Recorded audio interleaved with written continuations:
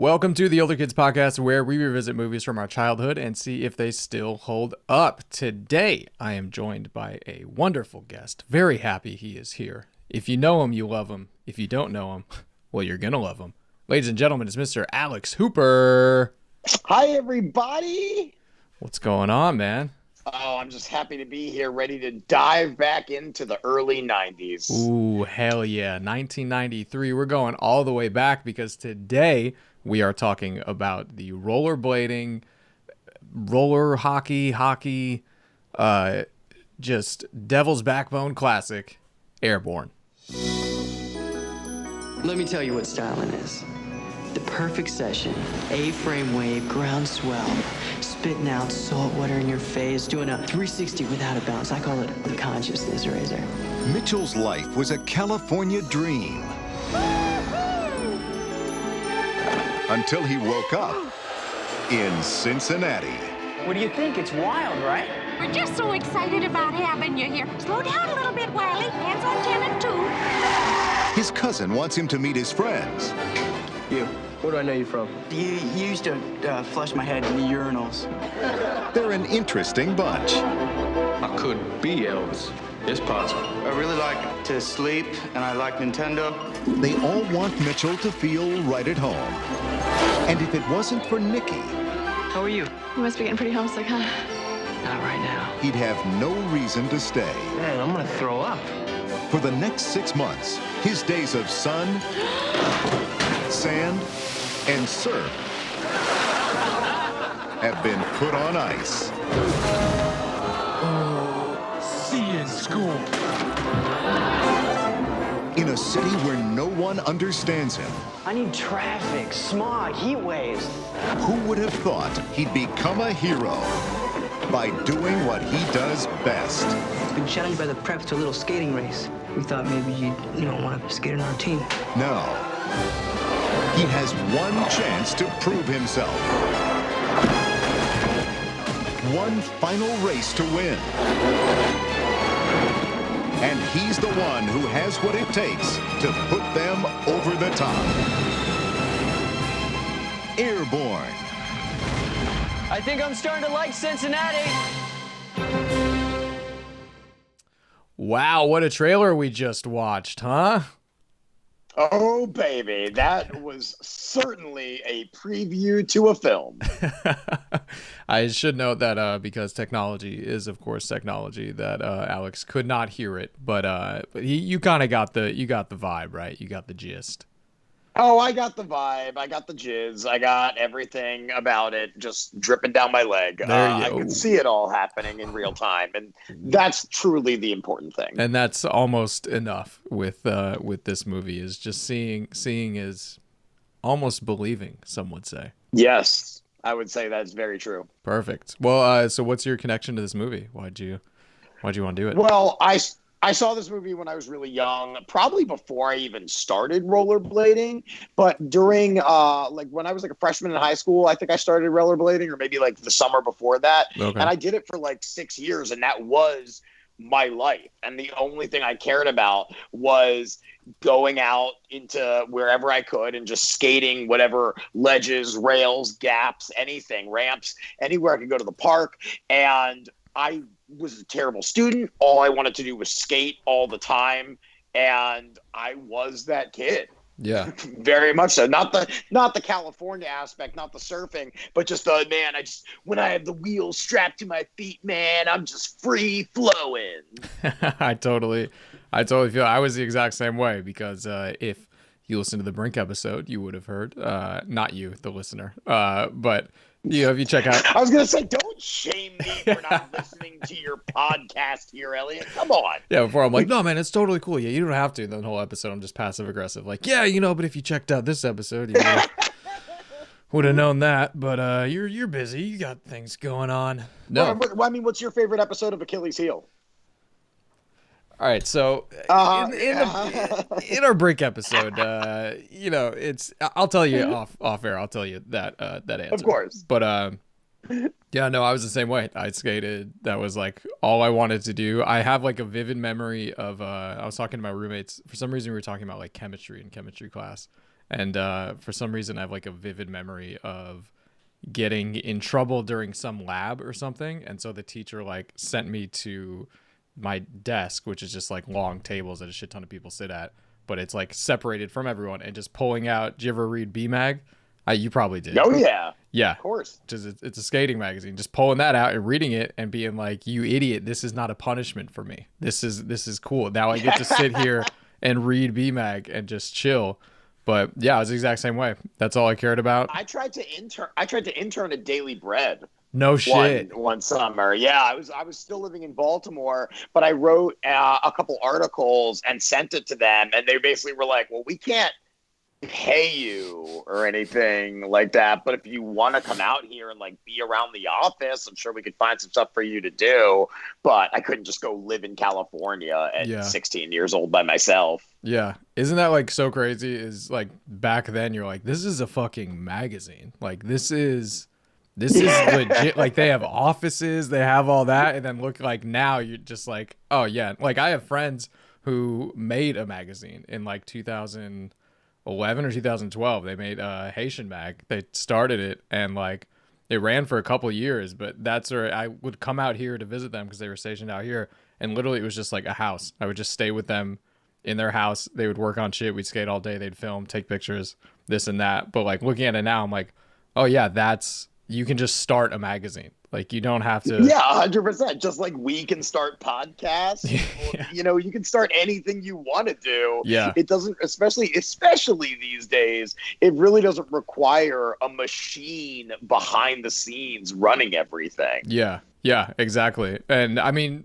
Daily Bread though, this is kind of getting deep, but Daily Bread though, like had circulation. Like I remember when I first started skating, getting an issue from like a sports store for like a I used to get them from you could get them at Barnes and Noble or like Below and Borders, all the B bookstores. Yeah.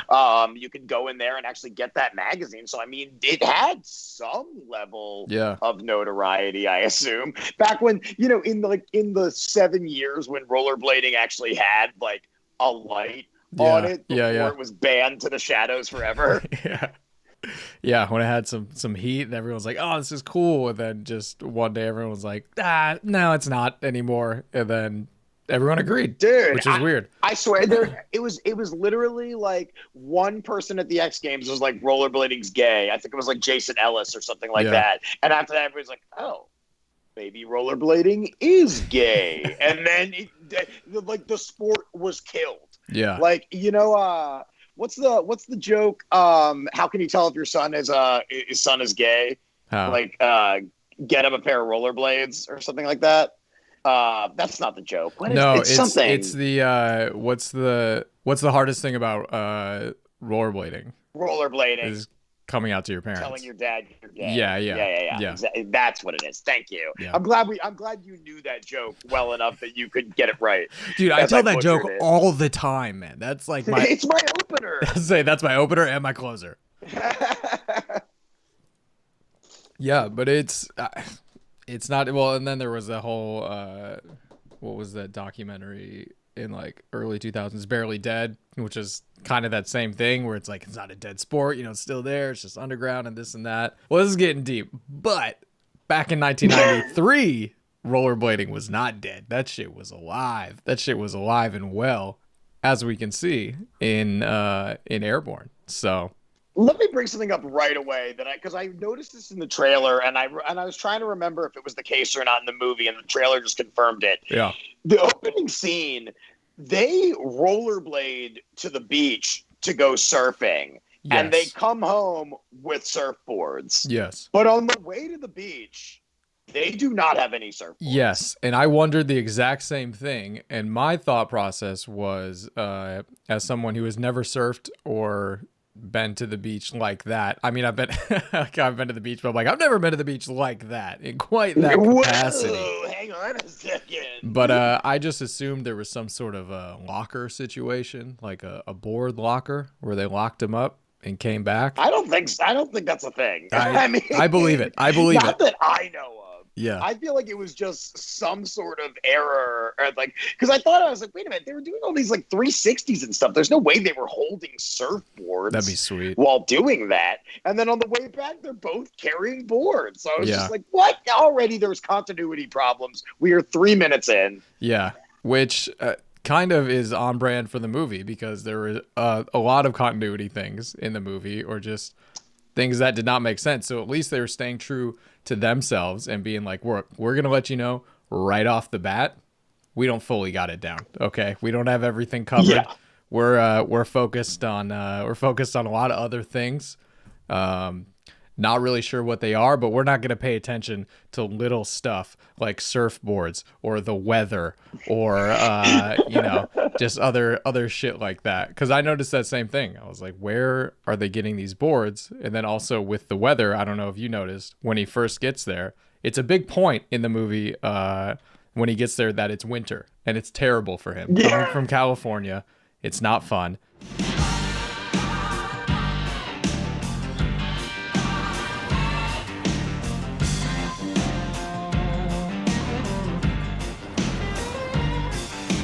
And then he gets these rollerblades in the mail, goes outside. Suddenly it's spring. I'm assuming it's spring, but it also kind of looks like fall. Then I'm like, okay, maybe some months have gone by. And then a couple minutes later in the movie, he's talking to the girl and he goes, "You're the first smiling face I've seen around here in 3 weeks." You're so crazy. You know, you were the first smiling face I've seen in 3 weeks. Thank you. And I'm like, it's been 3 weeks? That does not make sense.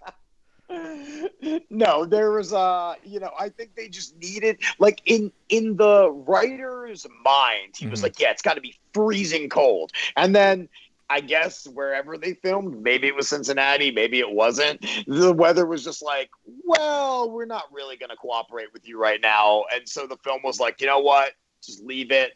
Just leave the one snow shot in so people understand what we're going for. Yeah.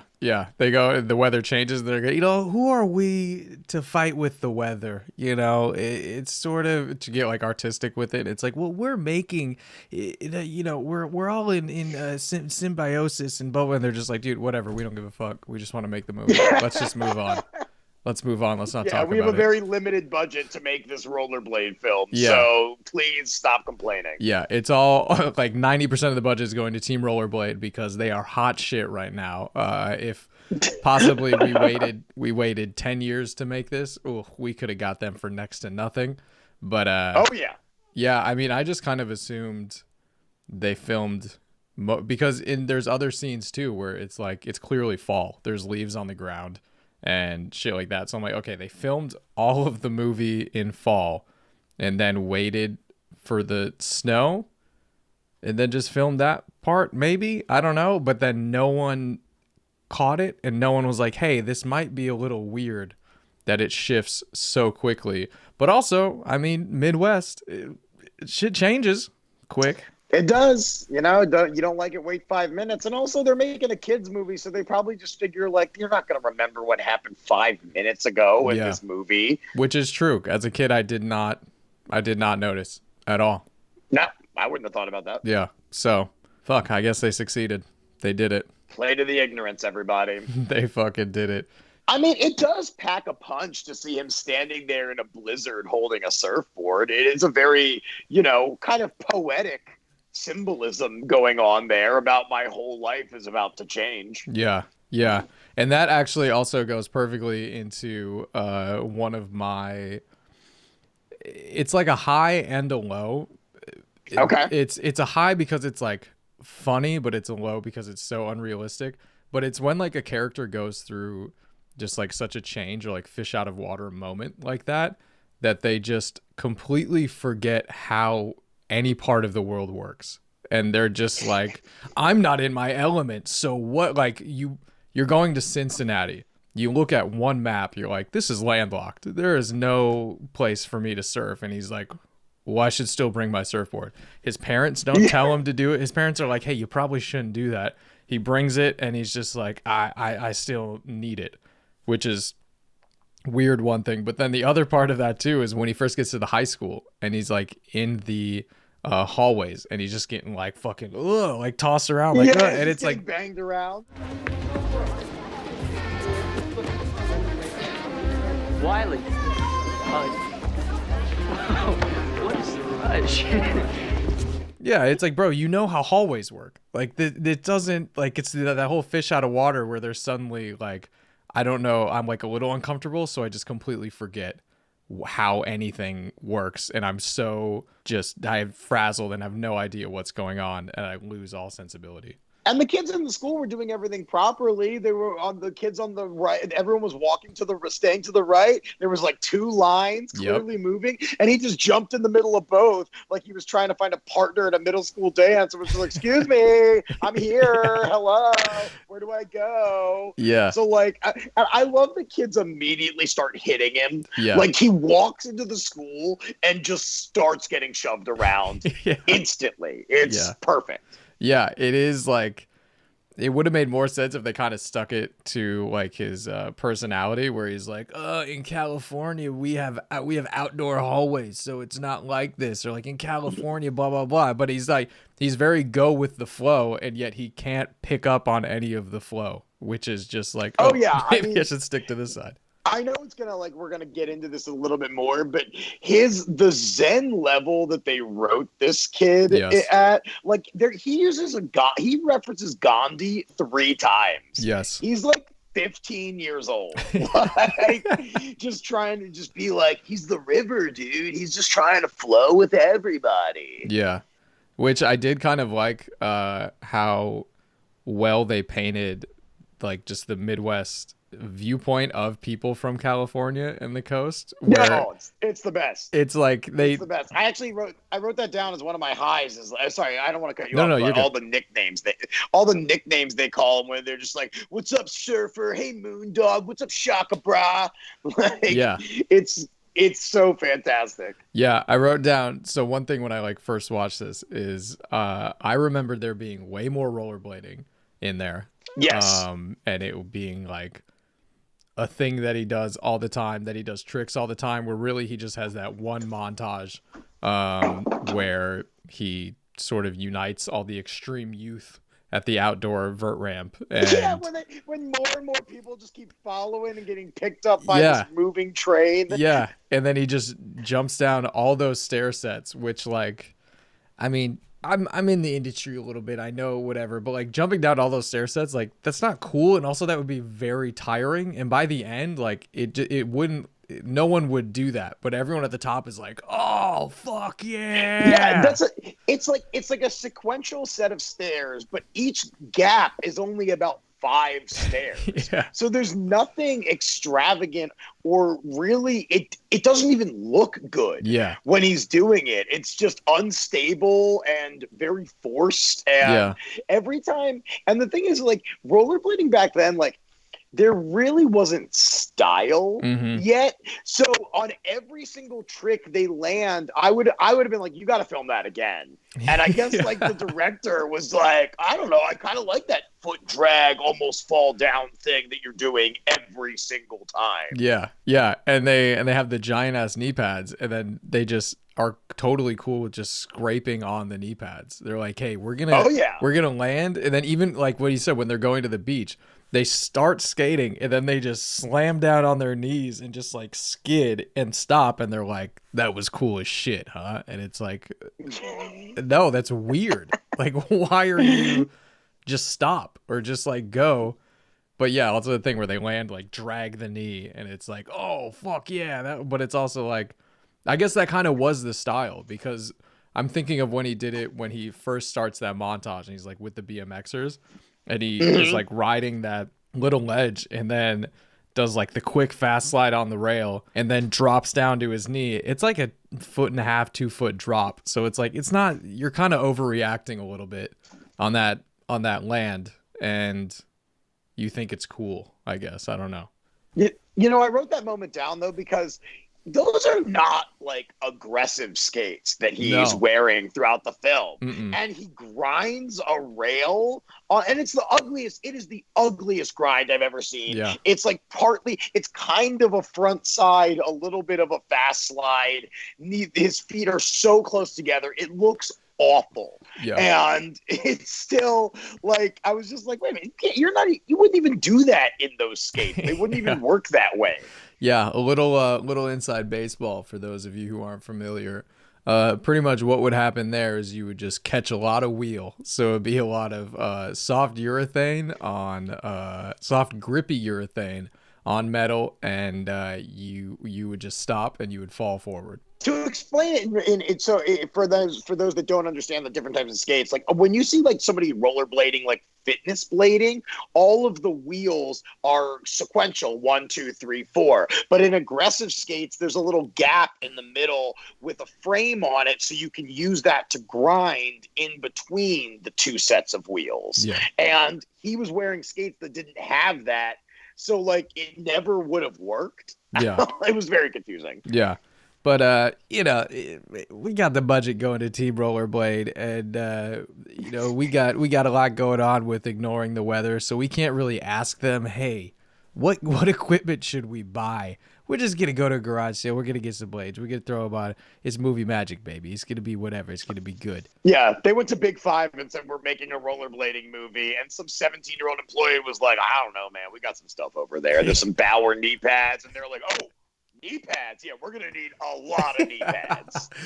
These guys are going to be slided on their knees. We're going to wear these babies down quick. Yeah, we'll take your whole stock, okay? And then we'll be back for more in a week, because there's a lot of tricks in this movie. The dude's like, why are you going through knee pads on tricks? He's like, well, the trick is just sliding on your knees. Yeah. It is going to be cool. It's going to be very cool. Yeah, so I just remembered way more rollerblading, and then also, like you said with Jack Black, way more moondoggy. Don't stop here, Moondoggy. I think I just heard it. That was the first time I ever heard it. Loved it. Yeah. He only says it like twice, like two or three times max. But I think I just liked it so much. In my head, I was like, he says it. Every fucking line ends with moondoggy. No. Very disappointed. Barely says it. I had to put Jack Black as this is a low. He's not a low in the film. He is, his usual self, but he's Hispanic. Jose Augusto Rafael de la Parra. Everyone just calls me Augie, though. Wait a minute. And I like listened to it again. I was like, that's a very Hispanic name. Yeah. And these days, like you couldn't get away with that. But obviously in the mid 90s, it didn't matter. Like, I mean, honestly, Jack Black could have played Malcolm X back then if he had wanted to. So playing a Hispanic bully loser character, I guess that fit right into his wheelhouse. Yeah. Well, actually, in the director's cut of this, Jack Black does play Malcolm X. It's kind of funny you say that, because it's exactly what happened. No, that's crazy. I didn't even catch that. Well, that's funny you bring that up, because I had also as like a high and a low was the lack of racial divide at this high school, or just in this town altogether. But I have it as a low because it's like that's just where my brain first went, which is kind of sad, if you think about it. The society we live in, I see like you got black people, you got Hispanic people, Latin people, like white, like all of them together, and they're all getting along, and I'm like, this is unrealistic. This is not how it should be. This is not how it would be. Not that I say this is how it should be, but just seeing that, especially in the 90s, I'm like, there's no way at a high school they would all be getting along like that, and nothing would be going on. You know what? I remember this, and now I understand why I thought this way. When I was trying to describe this movie to my fiance, I said it's about a kid from the Midwest who moves to California, and I think I thought that because when I look back on the film, I saw all these Hispanic people in my mind, which I was right about. I mean, they really upped the Latin community in Cincinnati for the early 90s. Yeah, yeah. And I mean, and it's dope. And I was worried when Snake first got introduced, and he's like, my name's Snake, and he's voted most likely to eat his young and shit. And I'm like, they're really gonna play into a stereotype. My name is Snake. I don't like speech. I never even signed up for it. And I ain't got no hobbies, unless you call collecting knives and putting tattoos across the foreheads of guys I don't like hobbies. And I have a 1.1 GPA. I mean, not really. He talks about his hobby is collecting knives and carving into people's foreheads, which, you know, you could just put on any. I'll you know, go as far as say you could put on any teenager in this movie because they all have raging anger problems, and it is totally okay for them to fight all the time, which is another thing I wrote down. But yeah, they really didn't get too stereotypical or anything. Nope. And all the kids were just like, yeah, Snake, you want to come on the team? Like, that's another thing. When he's like, I'll play, they weren't even like a Mexican playing hockey. They were just like, yeah, all right, come on. Like, you're good. Who are we gonna get? The figure skating squad? How about the mixed pairs team? Yeah, I'll play. All right, man, you're in. Cool. And then he's like, Yeah. in the group. Like, they all hang out all the time after that and like all that. And they're all just like, yeah, that's Snake. Like, we don't. And, you know, inclusivity was very important. Inclusivity, Both. Inclusiveness. Inclusion-civity. Exclusion City, bro. Yeah, but like, yeah, I mean, they really, it's one thing I thought was so funny is that even the bullies in this movie were actually losers at the school. Yeah. Like, everyone is, there's like tiers of bullies that are happening. So these guys are picking on him, but then you find out that there's a whole nother level of bullies that are above these other bullies. And so it's all just like trickle down bullynomics happening in Cincinnati high schools. Yeah, and it was interesting too because when they're playing the hockey game against like the other team at the very first one, they're playing the hockey game, and they against the preps. Yeah, and the preps start bullying. Even like the thing he says, he's like, Yeah, I think so. I just worry about your self-esteem always losing.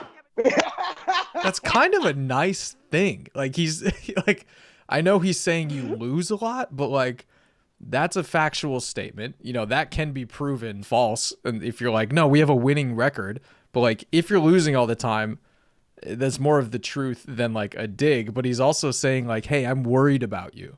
Like, I'm worried about what that's doing to your psyche, which if you break it down even more, is he's kind of saying like you're losing and that's going to tear you down because you're better than that. Like, you shouldn't let that get to you. Like, I think he was like kind of like reverse psychology hitting on him or asking to be closer friends. Look, I've been doing a lot of deep meditations, a lot of self-care, talking to a therapist, and I'm realizing a lot of what I saw in myself, I'm actually seeing in you too. And so I really am going to need you to really start looking deeper into you and start taking better care of you because honestly, you have a future, dude. Exactly. Come on, Jack. Exactly. Jack, don't put all of your self-worth into hockey and that record, okay? Because you're so much more than that, okay? You're a brother.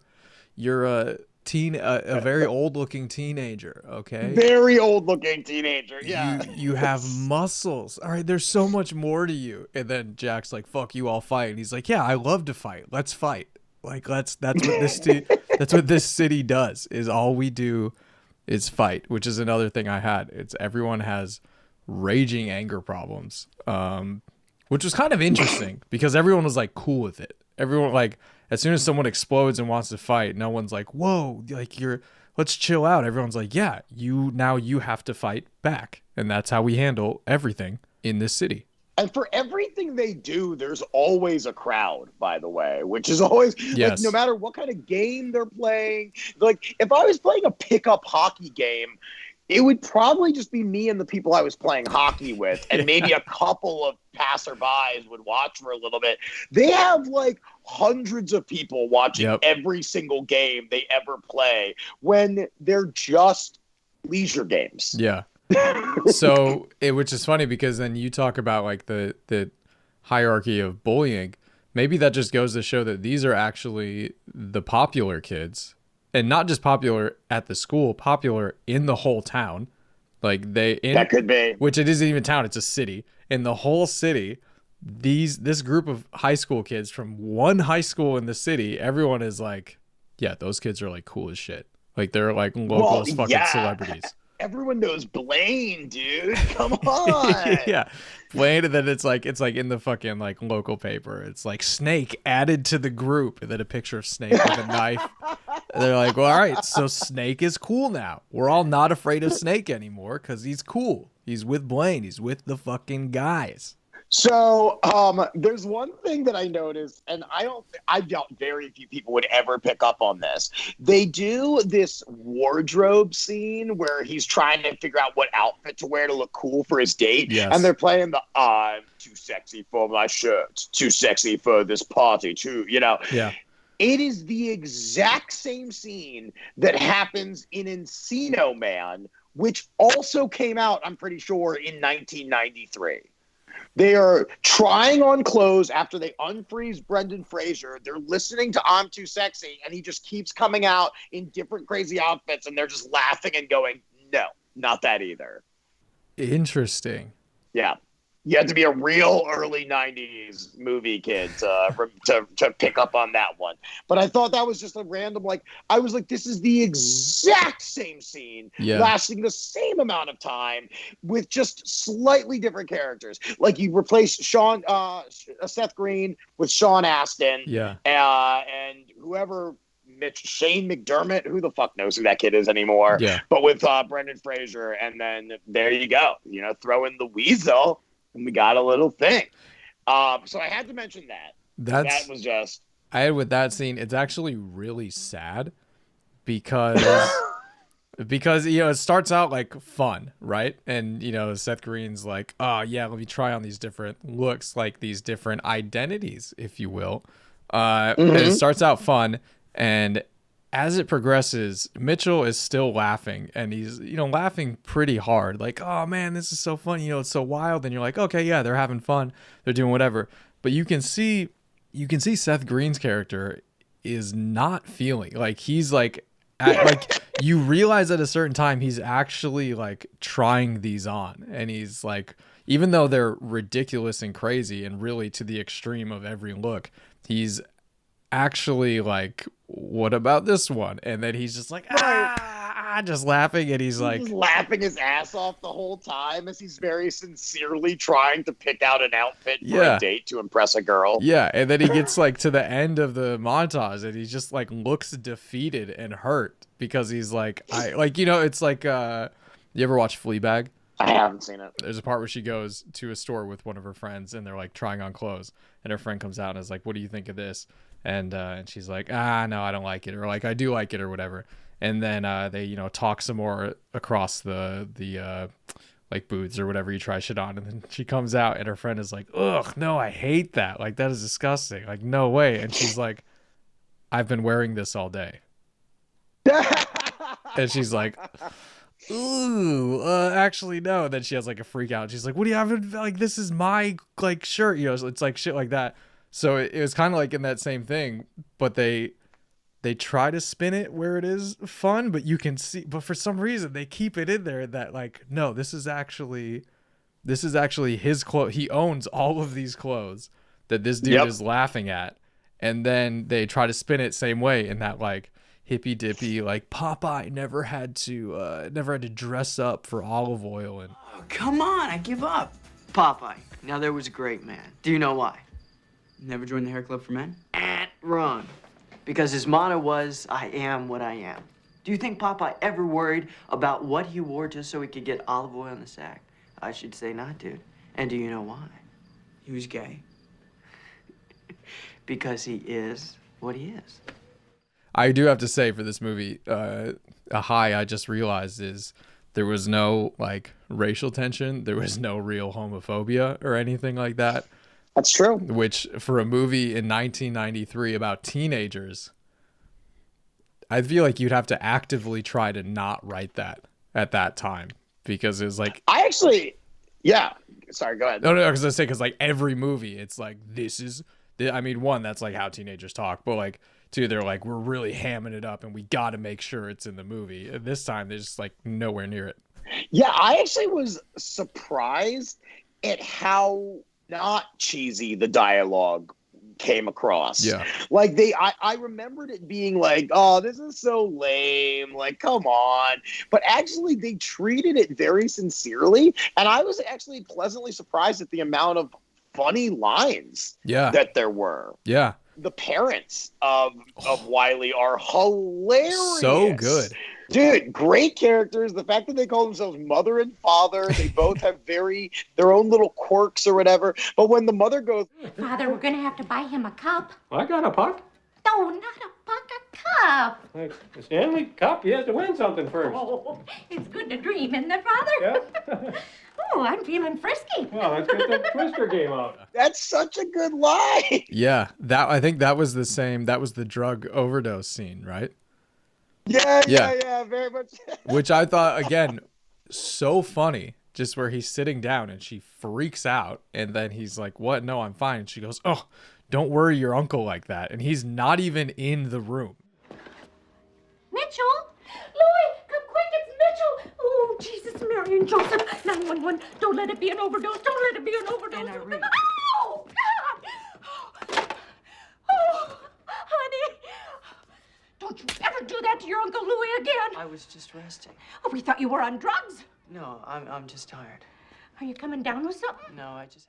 That is just the I know, perfect they're worried odd about couple. Mitchell being on drugs. Meanwhile, they have a son that looks like Andy Warhol fucked Jodie Foster's closet, and like they're like, that's the one you should be looking at for drugs. Yeah. Like not this kid that just wants to rollerblade all day. Yeah. And his room is in the basement. That's pretty much. When he does the light reveal, when he goes, check this out, and he has all the little tiny like lanterns everywhere. Yeah. Yeah, that's the kid that's definitely smoking pot and doing acid in the basement.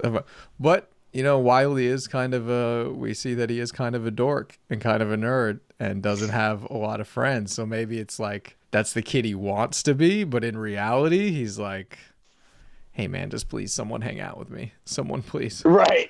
So I'd love to do drugs. I'd love to even more to do drugs with somebody, please. Gloria. Yeah, for real. But yeah, those parents were just fucking, and I totally forgot about that. I was like, these are really. I honestly liked the movie. I thought it was like way better than I thought it was gonna be. It moved really quickly. Yeah. I remember it being just feeling longer, but I couldn't believe how fast it all goes once you really get into it. Yeah, and it's tight too. There's not like a lot of fat or shit that you could cut out or just unnecessary. Yeah, like you said, the dialogue's all good. The relationships are good, and there's a good amount of. I was surprised at how much like kind of twists and turns there were in the personal relationships. One of them says to her class out loud she wants to be Al Pacino's love slave. I want to be Al Pacino's love slave. Yeah. Great line of dialogue there. Loved it. And everyone just kind of like laughs and is like, yeah. No one's like, what the fuck is this chick talk like? Really. This is like, which we don't even know what grade they're in. They could be like fucking sophomores, and you're like, I want to show them my hoo-ha. Yeah. But yeah, so that, and then her friend, who's also very into Mitchell, then you find out her friend is Jack's girlfriend. Doesn't act like it. You're like, oh, okay. That's crazy. And then when he's at the hockey game, starts talking to the girl who becomes the love interest, all that. They go on. Then they go to that date at the little diner, find out that girl is also Jack's sister. So it's like there's a lot of twists and turns, which I'm like, oh, man, I did not remember that. Was not expecting it to be that intricate. And yet here we are, and they do it well. Yeah, I mean, I never went, like, had a moment where I was like, what? No, you needed a storyline to continue, so you mushed these two things together that clearly weren't going to fit. Yeah. No, every choice they made is like, okay, I mean, yeah, I can go with that. I can go along with this. Yeah, I mean, I really thought it was a good movie until the final race. That was, for me, the lowest. I wrote it down as the lowest low because I remember it so vividly in my head. Mm-hmm. The devil's fucking backbone, baby. Oh, yeah. And rewatching it now, finding out just how shoehorned it was, into the movie how much it doesn't make sense. You have these kids who are very obsessed with hockey and fighting, and they're like, you know how we're gonna settle this beef with speed and agility and being as aerodynamic, like a race, which like just play another game of hockey. Right, 100%. Like, who said we were like, sorry, like downhill skiers and hockey players are not the same type of person? Yeah. Like, yeah. we threw a whole nother sport into this all of a sudden. And it's, I remember there's always that scene when they're going down the stairs after they cross through the gated like highway overpass. Yeah. And this is something I remember so specifically. It is impossible to look cool going downstairs rollerblading. Like, unless you can like get to the point where you go and just like kind of click everyone on the way down or jump over them. But anytime you need to quickly get down a set of stairs on rollerblades and you're forced to walk somehow, like you get this duck thing going on, it's awful looking. Yeah. What annoyed me about that is, like you said, the stair bashing where you just fucking just chunk down them. They have done that previously in the movie. So I'm like, right. You have established that you know how to do this. The perfect time for you to do this, you're like, and now we walk. And now we take it step by step because we don't want to get hurt on the way down and lose the race. My guess here is that they filmed everything. They got the movie set up. And then they got towards the end of shooting and they were like, fuck, we ran out of the budget for the hockey extras. But we still got these guys who can skate. So, and this is like literally, they're like, all right, we have a week left before we wrap. Like, it's going to be great. We're almost done. And then like someone comes up, whispers in the director's ear and is like, what the fuck? All right, we'll do a race. And they're like, then they're like, where? And they literally just start looking around and they're like, all right, we're going to go up that hill. They'll come down that hill. We'll go down that bridge. We'll go over there, then we'll come back around here. It's like just the path one. The race was, I didn't remember it being miles long, covering the whole fucking city. I did remember that part. I remember it being real long. Really? Yeah, I mean that's my issue with the final race, where it lasts like 12 minutes of screen time. Yeah, but it honestly, like, it easily could have been 4. There's so many redundant shots and so many of just like, they're just kind of coasting and it's not that exciting. No. Really. But also, they don't talk about this race until there's 20 minutes left in the movie. And then literally they talk about it within like 3 or 4 minutes. They're doing it. And then that race takes up the whole rest of the movie. Yeah, literally the whole rest of the movie. Like, it ends with just like the race ends, there's a kiss, and the movie is over. Yeah. But I gotta say, like, they could have really amped up the cool shit that happens. At one point, he showed in the trailer, he kind of like jumps over a car and like lands on the back of it a little bit and keeps going. There could have been so much more of like that kind of stuff, you know, like almost like, you know, like, people are carrying stuff across a road like a couch and they gotta like, one person jumps over it and everybody else goes under it. They could have had so much more fun with the silliness of just these group of teenagers racing through a town. Yeah. You know, they could have had cops chasing them. Like, who knows? Like, up the game here. Yeah, you're right. And that's why I think it was just like something happened. And because there's no way, like you said, you write out this whole script, which is good. It's not bad. Yeah. It could have been everything was kind of against it to be bad. And you write this whole script, then at the very end, you're just like, yeah, and then they race. Yeah, they basically, I feel like they saw the popularity of 80s ski movies and were just like, we could do this, but on rollerblades. Yeah. And like one person was like, I will fund this movie. They're just like, they're just at like a fucking cocaine party. And then one dude's just like, I'll What'd you say? Wait, rollerblades? Dude, those are like super popular right now, aren't they? Like, oh man, I've been to Venice Beach. Okay, cool. And then that's actually probably what it was. They wrote everything while they were super high on cocaine. And then they got towards like right at the end is when they started to come down. So they're just like, I can't. I'm going down. They all went down though.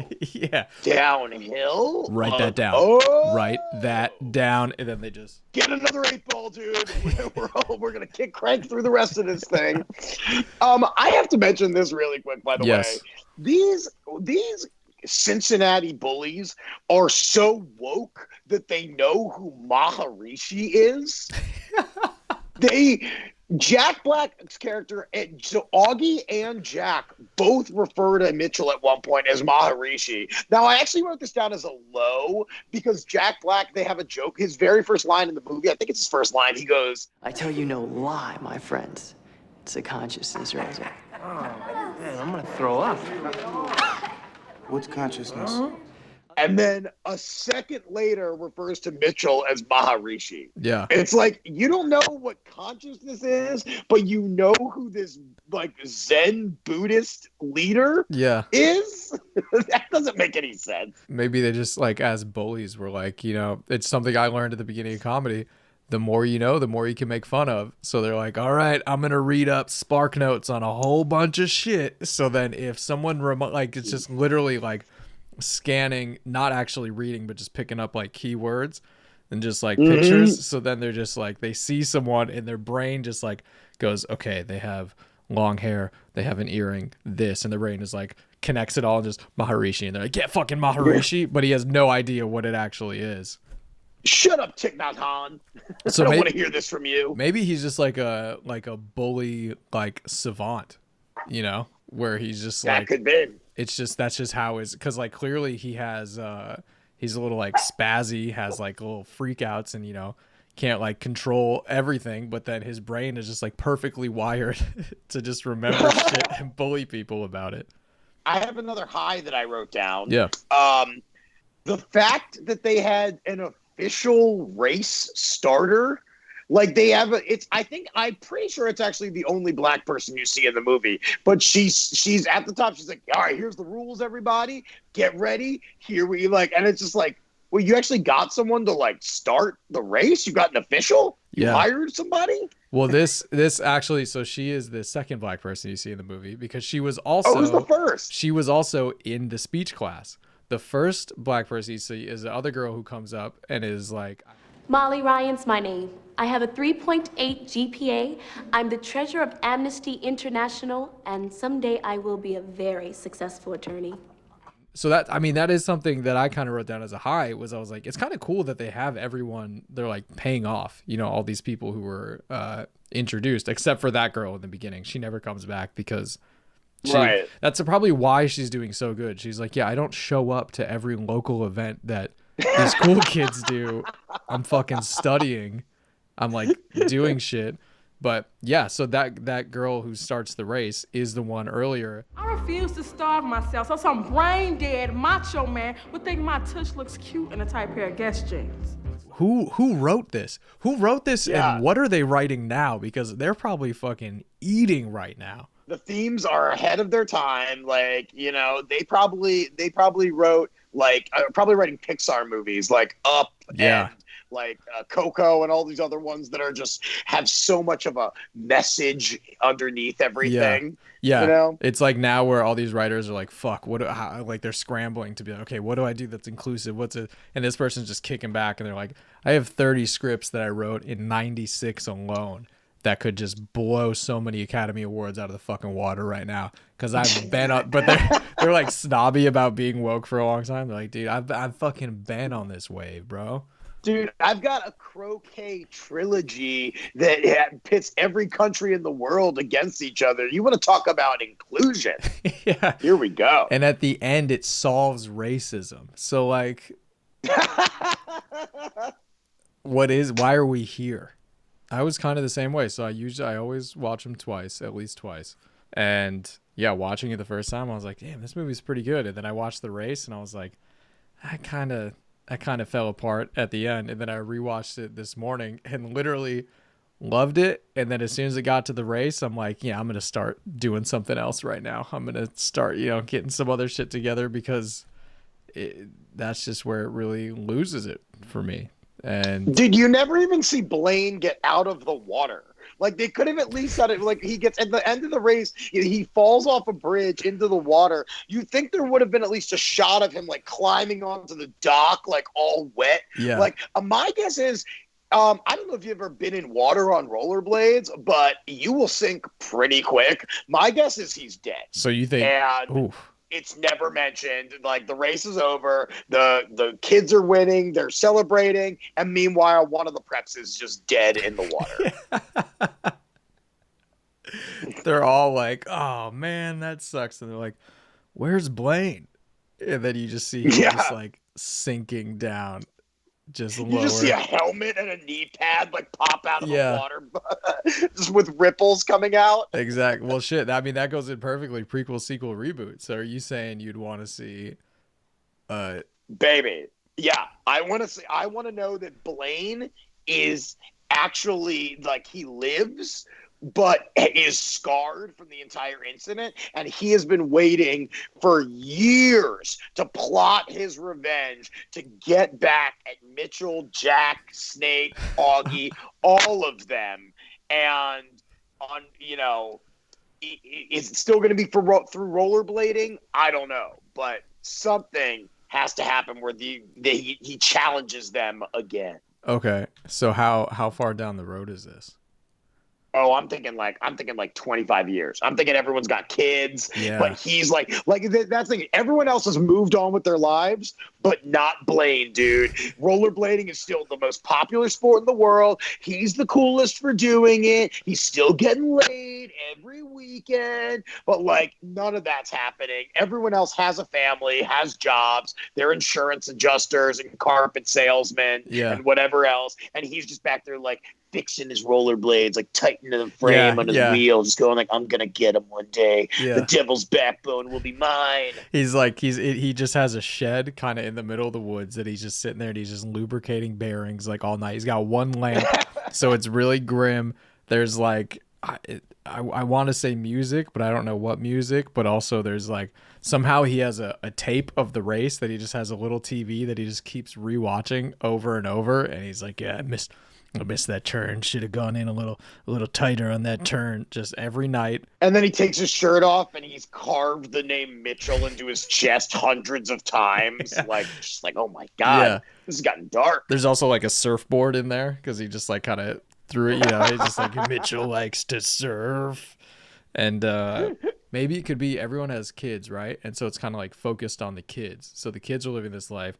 There's this old dude that they're like super scared of or whatever because he's always in that shed. They can like see, they're out riding bikes like at night and they can see the light on in the shed and they can just hear shit and random like freakouts where he's like, rah, rah, rah, rah, and they're like, oh, this dude's super scary. They ride off. They can see him like walking. He's always lurking around the race track, which was like 10 miles long. So it's a lot of ground to cover. He's always there like in the rain with a trench coat, just like staring at, the curves or whatever. And then when he sees them, he like looks up and then like runs. So like, oh, this dude's scary. And then Blaine, the dad, is like, oh yeah, that's fucking whatever. Wait, was that? No, yeah, Jack's the dad. And they're like, oh, that's Blaine, whatever. They're like, I heard from my dad, that's Blaine, and he lost in this and that. And then I don't know, maybe Blaine tries to like kill the kids to get back at Jack. I mean, I think so, and I just came up with a title for this because I think it's the only title that's appropriate. Okay. Airborne again. Wait. Right? Wait, so does it have like a religious element to it at all? I mean, it doesn't have to, but we could put a little spin on that, like, we're rollerblading for Jesus. That's what we're doing. There we go. Okay. So Jack and his family are Mormons. So the kids are out, going like neighborhood to neighborhood, door to door to spread the good word. And he makes them rollerblade everywhere because he's like, this is how you do it, blah, blah, blah. And so that's where they keep seeing Blaine and like his shed and shit while they're out, trying to spread the good word. Look, I mean, if they brought Cobra Kai back and can make 4 seasons of that, then why can't we bring Airborne back and bring rollerblading into the spotlight all over again? Again, let's do it. I had 2 things. I had a a remake, but use like the deep fake technology just to like clean up the potholes and just turn it into a final hockey game. There's no race. It's just a final hockey game. Just do that. I like that. Use the deep fake. So it's still, you know, because I think part of it being in the 90s is what's good about it and what makes it cool, you know? So just to clean that up. But also I kind of want to see like a CW prequel show that's kind of, I've never watched whatever that Archie show is or whatever the like dark gritty comic book not comic book like, Riverdale. Yeah, like Riverdale, like, you know how it's like drama, I've never watched it either. Teen, yeah, but I kind of get the vibe, I think. But so one of those, it's like a CW dark gritty prequel show, but it's just about this town where all the teens have fucking anger issues and want to fight all the time, and it's like totally okay. Yeah. Yeah. And they're I'll watch that. And they're also, like you said, like, so then you can get into like the hierarchy of the bullies and the cool kids, but also they're all woke as shit, and it's like fine and cool, and it's just, yeah, leading up to Mitchell getting there. Yeah, I mean, I think it's a good angle to take. Yeah. So what I didn't tell you though about all these is we do have to go write these now, and then we have to we do have to pitch them. We have to pitch it as well. So I'm going straight to Joel Schumacher. You know, if he made Batman and Robin, then he can make Airborne again. You're like, look, man, you already kind of fumbled once, so let's go for this, huh? And he's like, yeah, for sure. Keep the streak alive. He's like, yeah, that's a good point. Fuck it, let's do it. It's he's the guy at the cocaine party. He's like, yeah, I'll pay for your movie. All right, well, dope. So let's wrap it up. Where can people find you? Who are you? HooperComedy.com, at Hooper Hairpuff on all social media. Listen to my podcast, Achilles Heel. Just go to my website and you'll find everything, including tour dates, podcast, video clips, my book, my blog, all of it. Ooh, and don't you you have a comedy special out? Is that correct as well? Yep. If you go, that's available on there too. It's on YouTube. It's called When Does the Club Shut? It's a bunch of me running around London doing a ton of sets. So go check that out too. Super cool. As always, you can find me on all platforms at Grant Radish, GrentRaddIsh. Also, make sure to follow the podcast at The Older Kids Pod on all social media platforms: Instagram, Facebook, Twitter, freaking TikTok for the young kids. Also, if you're watching on YouTube, don't forget to smash that subscribe button, elbow drop that notification bell, just choke out the like button, okay? That'll help out so much if you are listening on Apple Podcasts. 5 stars, 4 stars, 3 stars review. Anything less than that, email me. Let's be adults. Let's talk about it together, okay? Also, check out the Patreon. We have Patreon extras for every episode for just $5 a month. And if you just want to support the podcast, that's just $2 a month. Okay, that's less than a cup of coffee, and you can show your support for this great, loving podcast. As always, thanks for listening. I want to thank Alex Hooper for being on. Tune in next time when we're back with another great guest and another great movie. Goodbye.